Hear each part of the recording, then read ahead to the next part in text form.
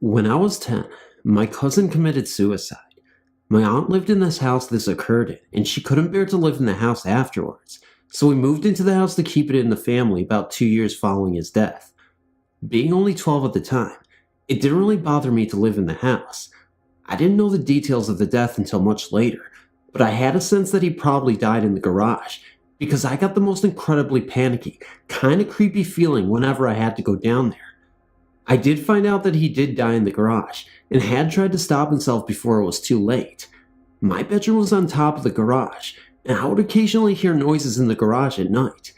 It wasn't until one very vivid night, when I was woken up for no reason, and I was lying there for a while trying to get back to sleep, that I got a very intense feeling that someone else was in the room with me. I closed my eyes, and I heard him walk right up to me, and though I had my eyes were closed, it was like I could see what was happening in my mind. He stopped in front of me and crouched down until his face was only inches away from mine. I could hear breathing noises, and he was looking straight into me. Then he got even closer, and his head was just above my ear, and all the while, I was completely petrified with fear. I wouldn't even open my eyes. All I could do was just lay there, waiting for him to do something. After several moments of waiting and angst, he made a noise. It wasn't a word. It was like a groan or something, and he did this right into my ear. All of a sudden, I leaped out of that bed, and the scream that accompanied it was horrifying. I had a strong feeling that it was my cousin, and that he intended no harm, but that he was trying to scare me. Years later, my other cousin who did know him well, told me stories about how he liked to try and scare people for the fun of it. Sometime after this occurrence, something else really strange happened. It was around 3 a.m. Again, I awoke for no good reason, and was laying there thinking or whatever.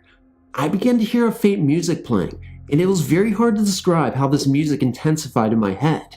I recognized it as the music from my little Saga Game Gear, which I kept in the spare room at the other end of the hall. I got up and stood in the middle of my room to see if I was actually hearing what I did, and then it got louder. So I stood at my door, and again, I could hear it very distinctly.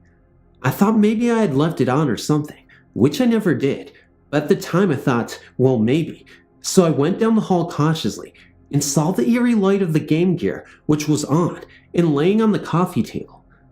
It was playing by itself. For a moment I thought it was the little intro cartoon they sometimes have with video games, but it wasn't that. I picked it up, and watched in my hands as the little Sonic the Hedgehog jumped for coins. I watched in disbelief for about 3 seconds, and then suddenly, the Sonic stopped, and I swear, it turned to face me and started shaking its finger back and forth in a no, disapproving kind of way. Then the Game Gear turned off. Not sure how to react. I just ran back to my room and hid under the covers. The next day, I was playing Nintendo or something, being sure not to play with my Game Gear, and my mother randomly commented, "You're just like your cousin was, always playing video games." Needless to say, I broke the Game Gear habit, and have always been uncomfortable when I see a Sonic the Hedgehog anything, game, commercial, etc.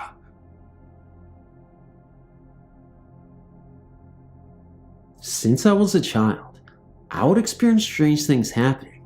My parents recalled an incident when I was about 6 or 7 years old. My father used to live in an old farmhouse, and I can remember not liking that house too much.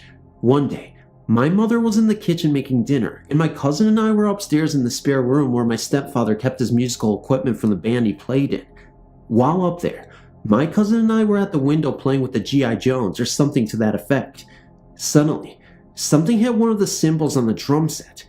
We were so frightened by this, we went flying out of the room as fast as our little legs could take us. My mother was yelling at us for playing with the drum set, and we tried to explain to her that it wasn't us. She went upstairs to check it out, but found nothing. She admits now that she believed us then, but just didn't want to frighten us. That very night, my cousin and I were trying to sleep in the living room of that old house, and we could hear the sound of someone coming down the stairs and walking to the kitchen. We were petrified and hid under our blankets. We heard the cabinets in the kitchen open and close, and also the refrigerator door open and shut. At this point, we began yelling for my mother, and she and my stepfather came out to see what was going on. My stepfather went into the kitchen, and again, as when my mother checked in the music room, nothing was there. Another time, in the same house, my mother and I were in the kitchen, and her little china plates she had hanging on the walls just started flying full force across the room, smashing on the other wall and all over the room. Needless to say, we left them there until my stepfather got home so he could see what we experienced. My mother was in the bathroom getting ready to take a shower when the toilet flushed by itself. She called for my stepfather, and all of a sudden, the floor tiles started popping up off the floor, one cutting her foot. She had to be taken to the hospital and ended up getting several stitches due to this event. We ended up moving out of this house. When I was about 12 years old, I lived in a house with my mother in Long Island, New York. I had a sense from day one that the house was filled with at least 6 or 7 different spirits, none harmful, but all from very different times, and none of them seemed related. At that point in my life, I'd always felt spirits around, but had never actually seen one, so to me, the following events were very significant. I decided to sleep on the couch bed one night. Keep in mind that the position of the couch allowed a complete view of the dining room if you were to look to your right.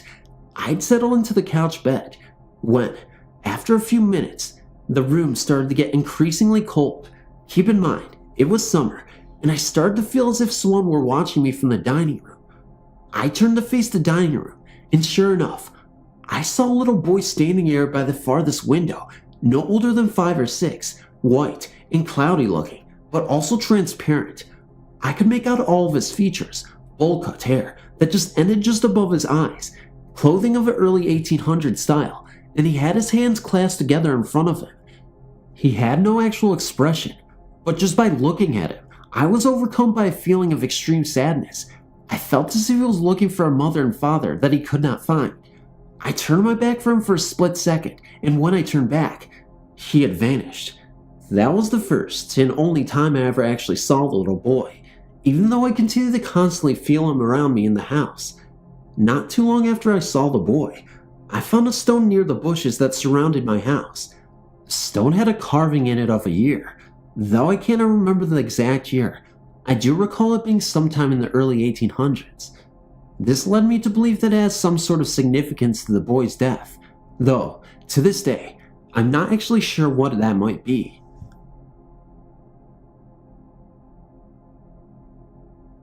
My old high school had 4 floors to it, but when the school was first built, a fire somehow began and engulfed the entire 4th floor and the students on it. When I started going to school there, I was told that the 4th floor was haunted by a couple of my classmates, and after some research, I found out about the fire. The 4th floor was very large, but only the first half of it was used. The other classrooms were used as storage areas. The first half of the 4th floor was used as a music department, and in my second year there, I joined the chorus and began spending much of my time up there. Within only 2 weeks of being up there, I started to hear sounds coming from the storage classrooms down the hall. I could hear chairs moving around, and even stranger, I often hear people singing and playing instruments. I didn't think too much of it for some reason, until one day, when I became a little more curious. I had left my chorus class to use the ladies' room. When I reached the long hall that led to the storage area, I could hear people singing and playing what sounded like flutes. I knew it wasn't my class because of the direction of the sound. I started to creep down the hallway very slowly as the music continued, and as I reached the end of the hall and was maybe 10 feet away from the door to the storage room, the music abruptly stopped as if I had disturbed them. I ran to the floor, flung it open, and as I stood there looking into the empty storage room, I felt a huge whoosh of air go past me. Keep in mind, 4th floor had no windows. I've had that feeling before, and I knew exactly what it was, that a spirit or even multiple spirits had just gone past me. I was very freaked out after that and never wanted to go to the storage area again. It's not that the spirits seemed angry, but I got the distinct impression that they didn't want to be bothered. They had been through enough.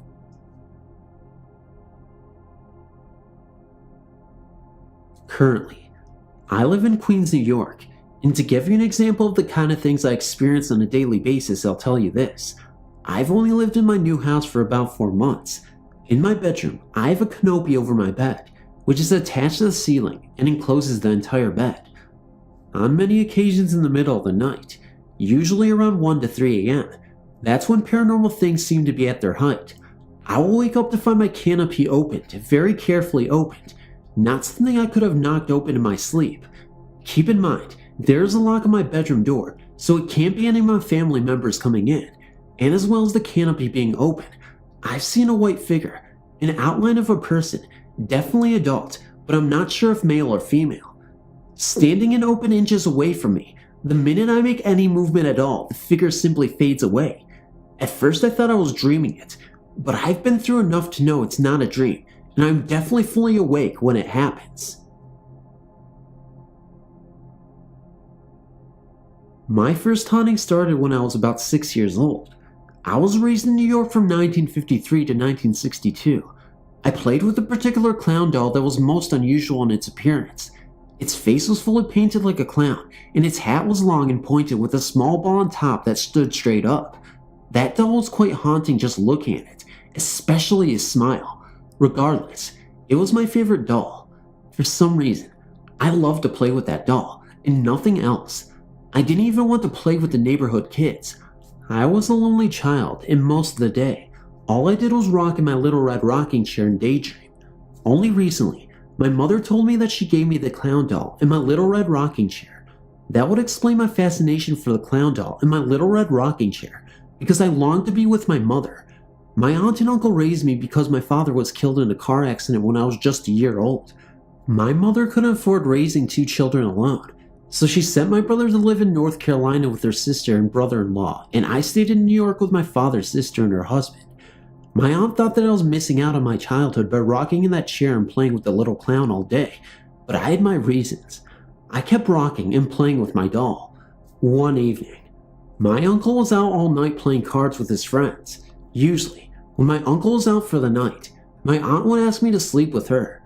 This one particular evening, she woke me from my sleep and asked me to sleep with her, and of course, I obliged.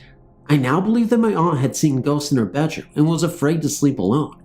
My little red rocking chair was in her bedroom near the window. On the windowsill were flowers in a flower pot. My clown doll was sitting in a little red rocking chair facing the window with the flowers. I was very sleepy when my aunt woke me, so it took me no time for me to fall back to sleep in her bed.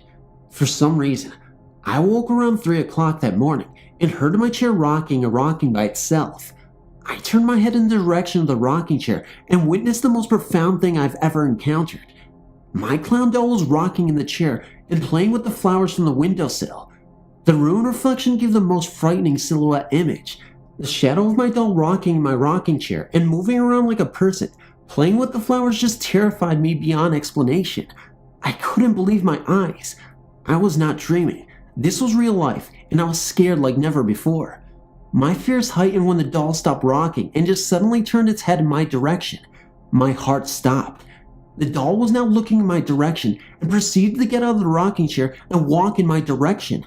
Immediately, I pulled the covers over my head and held close to my aunt with a fear I never thought possible. That night was the longest night of my life. Just the fear of imagining my clown doll pulling the covers from me froze me with a sweat dripping madly from my body. Thank God, my clown doll never touched the covers. After what felt like hours later, I finally fell back to sleep, of course, hugging very close to my aunt.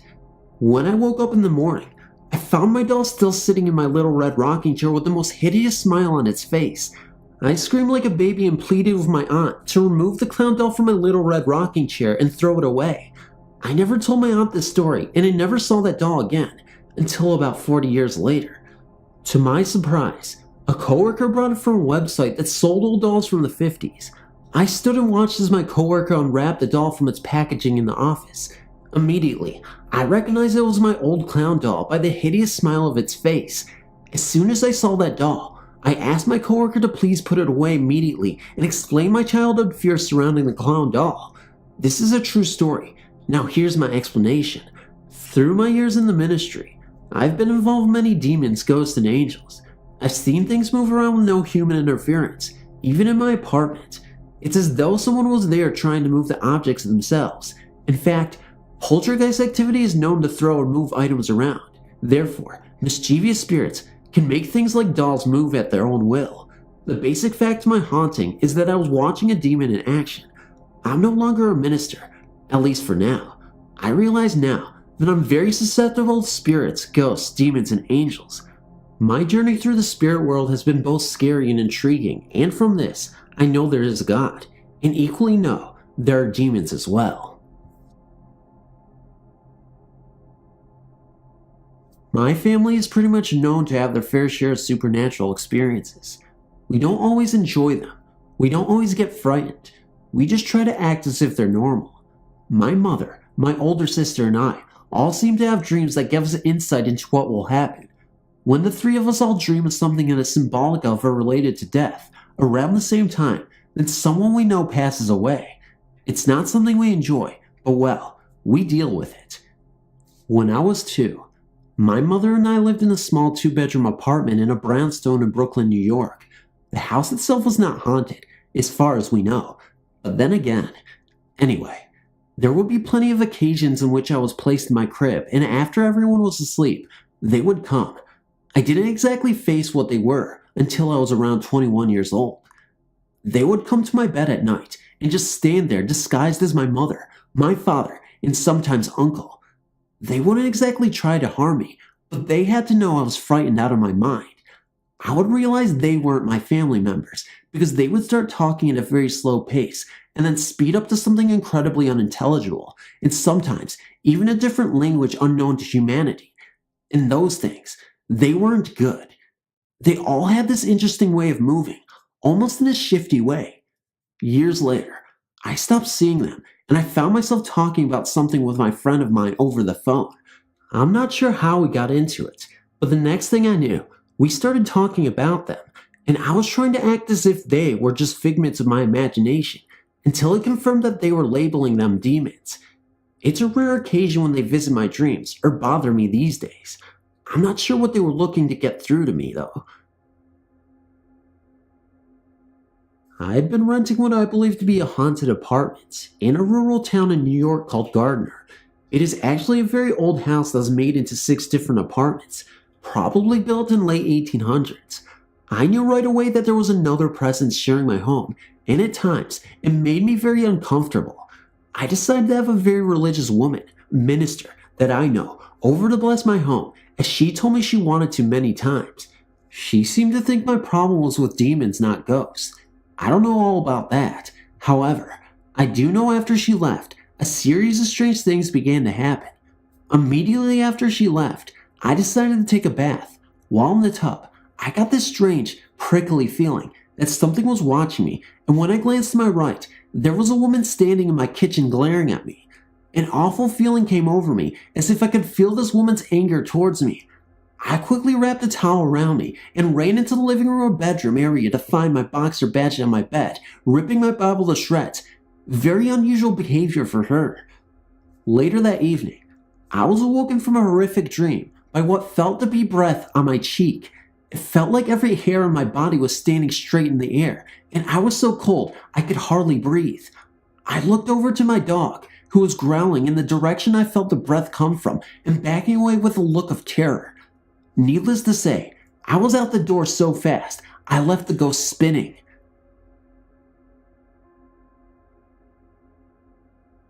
About 1 month or so ago, while sitting outside on our deck around 12 a.m. or 12:30 a.m., I had a very unusual occurrence happen. Our neighbor's spotlight over his garage began flickering in quick succession. During the light flickering, I saw what seemed to be a circular light energy flying from the light source towards the deck I was sitting on. Of course, I was very surprised and a little alarmed at what I was seeing. The light energy was flying at a very fast speed. After a while, a group of 4 circles, clear white in the center, with a yellowish ring, flew over to my deck and bobbed around until it appeared to find its way and almost faced me until continuing to bob. I closed my eyes and expected when I opened them that the circles would be gone, but they weren't.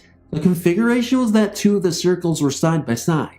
The 3rd circle was underneath the left circle, and the 4th circle was down a bit and diagonal from the 3rd. If this wasn't enough for me for one evening, another cluster of circles, identical to the first cluster, shot over to my deck and bobbed its way to another side of my deck, doing exactly what the first cluster had done, which is to bob until it seemed to find its way, face me, and continued to bob. Honestly, My very first reaction was to think that my eyes were playing tricks on me. After this first reaction, I almost asked these clusters what they wanted from me. It was actually the only thing that came to my mind. I didn't do anything but stare at them, got frightened, and quickly went inside my house, locked the door, and raced up to bed. I wanted to wake my husband up, but I kept telling myself that this was nonsense and I was just imagining things. The following day, I did tell my husband what happened. My 13-year-old son happened to be walking by and overheard what I said to my husband. It was from my son where I first heard the word orbs. Since this experience, I continue to go out on the deck in hopes that they'll show up again, and the next time they do, I will have my camera in hand. I lived in southwestern Virginia a few years ago. I'd moved there to be with my boyfriend, now ex, and was getting acquainted with the region. The town I lived in was not far from the West Virginia border, and I worked at a store that was open 24 hours in Princeton. What happened one night on my way home was unlike anything I'd ever experienced. It firmly cemented my faith in ghosts. I was driving home on a cold winter night in January 2000. It had snowed earlier that day, and I was exhausted. As I was heading over some railroad tracks, I inspected the land before the road intersected with the highway that would take me home, a distance of only about 100 feet. As anyone can tell you, on a clear night with fresh snow on the ground, you can see everything. I pulled my car to the stop sign and looked both ways to check for traffic. There was no one. So I looked right, in preparation for my right turn. There was a boy, a teenager, standing at my door. He looked to be about 16 or 17 at most, wearing a high school leather jacket and a ski cap, or a toboggan, as some people call them. He was fairly clean shaven, about 6 foot inches, with dark hair and an athletic build. I can remember the way he looked to this day. It is firmly etched in my mind. He was staring straight at me, but didn't make any kind of expression or even acknowledge that I was there. I went ahead and made my turn, thinking perhaps I'd overlooked him when checking both ways at the intersection. I turned to check again, and there was no sign of him. He was gone. I guess my adrenaline kicked in, because I made it in the house less than 10 minutes, when it normally took 15. To this day, I wonder if perhaps that boy had been a victim of a car accident. When I was about 14 years old, my parents and I moved into a haunted home. We began noticing little things at first, like the batteries in the remote control were being tampered with. We would use the remote control with no problem, then the next thing we knew, it wouldn't work at all. We'd open the back cover to find the batteries had been switched around backwards. This actually happened on several occasions. Then one night, my dad was watching television in the living room, while my mom and I were in the kitchen doing dishes from supper. The boombox on the sun porch suddenly began playing very loudly. We went to inspect and discovered a cassette player, and the player had been turned on.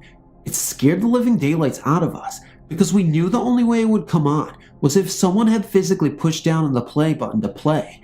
My mother shut it off, and we all talked about how strange it was. Not long after that, the batteries in the remote were switched around again. Another odd incident happened to my father. He had one false tooth, and he was in the habit to put it in a cup in the bathroom every night. Somehow, it mysteriously disappeared, and after over a week of relentlessly searching for it, we'd given up. Unbelievably, 7 months later, it somehow turned up under the refrigerator. We all seemed to have difficulty with the plumbing. Water in the bathroom sink would come on all by itself.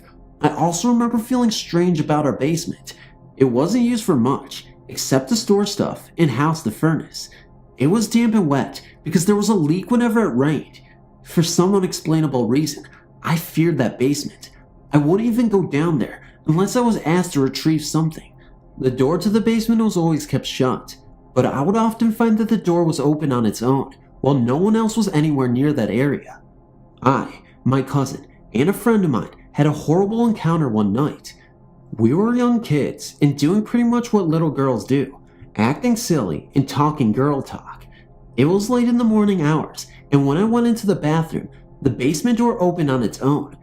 It took all 3 of us to go shut that door. We were so scared, we ran real fast, closed the door, and ran back and hid under the covers. While we were whispering about the incident, we began hearing a scraping sound outside the window. It was winter, and we had snowfall all over the ground. At some point, we finally all fell asleep. The next morning on my mirror, hanging on the back of my bedroom door, we discovered an odd handprint that was oddly long, and we knew it wasn't one of our prints. Later that day, we were outside goofing off, having snowball fights, when my friend yelled for us to come back at what she discovered outside my bedroom window. In the snow, you could see footprints. They weren't anything like I'd seen before. They were like bare feet, except where the toes would be, it looked as if whatever it was had claws. I later moved out of the house on my own. After my mother passed away, I returned for 3 weeks with my children. My dad was having a hard time getting around because he was on a walker, due for surgery soon. At times, he also used a cane to walk with. After only my first week there, I was in the kitchen, reading at the table, when I heard a door shut. I go up to look around, but didn't see anything, so I went back to reading. The water in the bathroom sink then came on. I went to see what was going on. Unnerved at the thought that this was the type of thing I'd encounter as a child, I just looked around, turned it off, and went to bed. The next morning, when I went into the bathroom, behind the door was a little stand my mother used to keep a jewelry box, makeup case, and a few other things. I discovered everything was off the shelf and scattered all over the floor.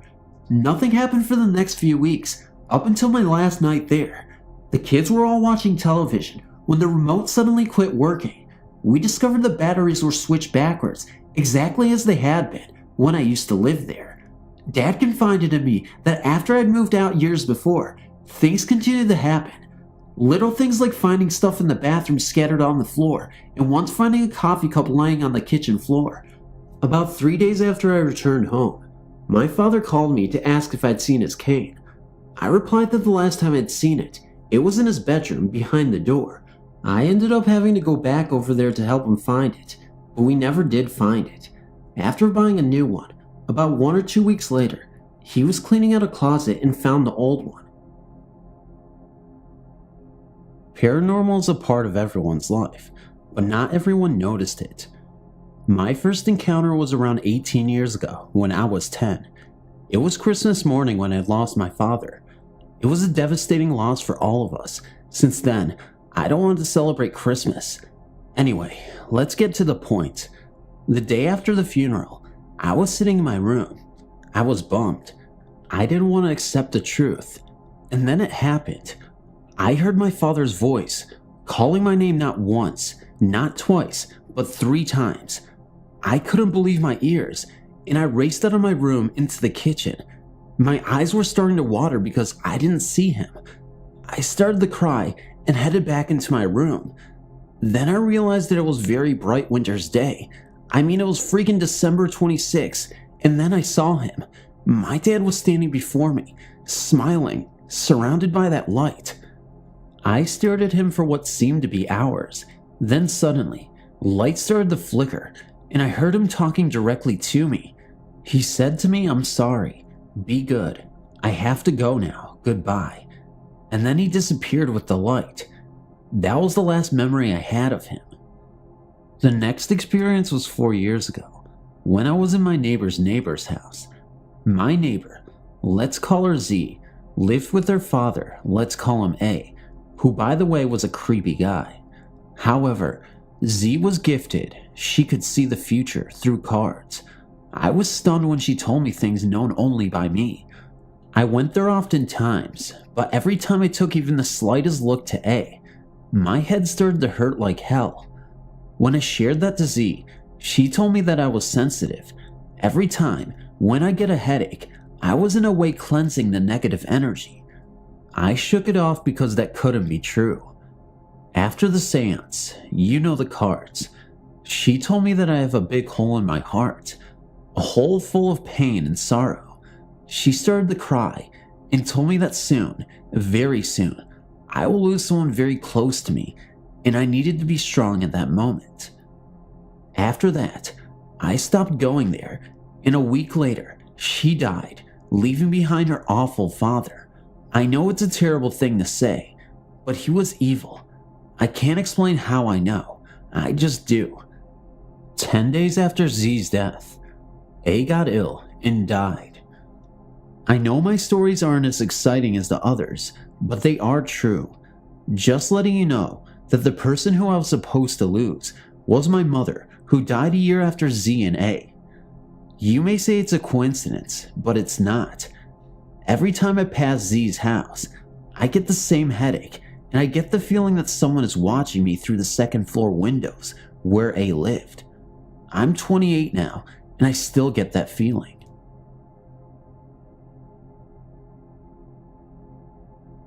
About 20 years ago, when we lived in Navy housing on Oahu, Hawaii, my daughter and I experienced something that still haunts me. Honestly, I'm not sure what it was, and that I'm not sure if it was a ghost. At the time, we, my husband, our 2 daughters and I were living in Navy housing. I never believed in ghosts or the supernatural, and we didn't entertain such stories or thoughts in our home. It was a summer sunny day. My husband was at work, my oldest daughter was out surfing with her friend, and my youngest was at home with me. We had just finished lunch and decided to watch some TV.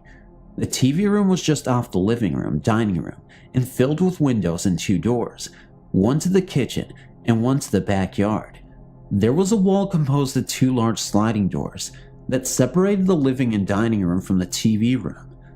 Against that makeshift sliding door wall was a love seat that my daughter was sitting on.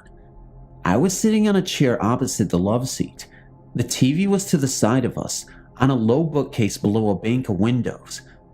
While sitting there watching TV, something shimmery, a staticky, sparkly, flashing sort of mass passed between us and the TV.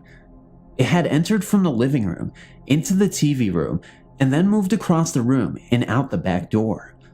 Within seconds of seeing it, we turned to look at each other. She then jumped into my lap, and we sat hugging each other tightly for a bit before either of us could speak. I knew by her actions and the panic on her face, she had seen what I had. With fear in her voice, she asked me, "What was that?" I had no idea what it was, but I tried to reason it away. Staying as calm as I could, I told her it was probably the sun reflecting off a car passing the house. With a trembling, soft voice, almost a whisper, she replied, "But all the blinds are down." Not wanting to give in to the panic, I told her that the shades don't fit the window so tightly that light can't find its way in between window frame and shade. I then changed the subject to picking up my oldest daughter and going for shaved ice, a Hawaiian snow cone, but better. Other than telling family and friends for the next few weeks, we didn't and haven't talked about it since. We put it behind us. Fast forward 2 years later, my husband, reassigned back to Rhode Island, had moved back to the mainland to open our old home and get it ready while the girls and I were still in Hawaii. The girls still had a few months of school to finish, so he went ahead without us. The last few days on the island, I spent alone, cleaning our base housing. All our household belongings had been moved out the day before, and we were on our way back to Rhode Island. While I cleaned the house, readying it for inspection, my girls enjoyed their last few days with friends on the beach. I had cleaned the kitchen and laundry the day before and was now cleaning the bedrooms, bathrooms, and on into the living room and dining room. The whole house was floored with floor covering, which I had to sweep and mop spotless. I was mopping the living room and dining room area. The only thought in my mind was how warm it was now that the air conditioner was gone. Then, out of nowhere, appeared that same shimmering, sparkling, wild flashing mass. It crossed the room right in front of me. Being all alone and startled by what I was seeing, I packed up and left. I still hadn't mopped the TV room, nor finished the living or dining room. I didn't care. I was out of there. I grabbed my cleaning supplies, my purse, and locked the door. I left the mop and bucket with the curbside trash and got in the car and didn't look back. I have never ever seen anything like this before or after Hawaii. I've also since become more open-minded to ghosts. Once back in Rhode Island, I started watching the many supernatural and ghost hunting shows that had since started appearing on TV, and although I am open-minded now, I haven't seen any real proof. I say that because I'm still not sure what I saw in Hawaii. I still feel like there might have been a logical explanation. I'm still waiting to come across someone, somewhere, who has experienced the same thing. Someone who can tell me what it was that my daughter and I saw. Hey guys, it's Phantom of Darkness here, and I've got a longer video for you guys to enjoy. Hopefully these aren't stories I reread before, and hopefully these dogs that you hear in the background are not coming up on this mic, because that would be amazingly not good. I don't know what I'm saying. Anyway guys, please be sure to share, like, comment, and subscribe to this video, and just share it around. Make sure it's circulating above the internet, around the internet, and just make sure that it's as good as it could possibly be so that everyone can see it in time. You know, it's Christmas time, and you know holiday season always brings out the best of giving. So what am I going to do? I'm going to give you more narrations, and you will share it to everybody in the prosperous sea. Just kidding, we don't live under the sea. It's not like we're Ariel, it's not like the mermaid or whatever the hell that one Disney show was, and I'm gonna get demonetized because I said that. Oh no, oh frickin' no. Anyway guys, okay, this is the worst outro I've ever made in my life, so I'm trying hard to give you guys the best outro ever, but it's just not working.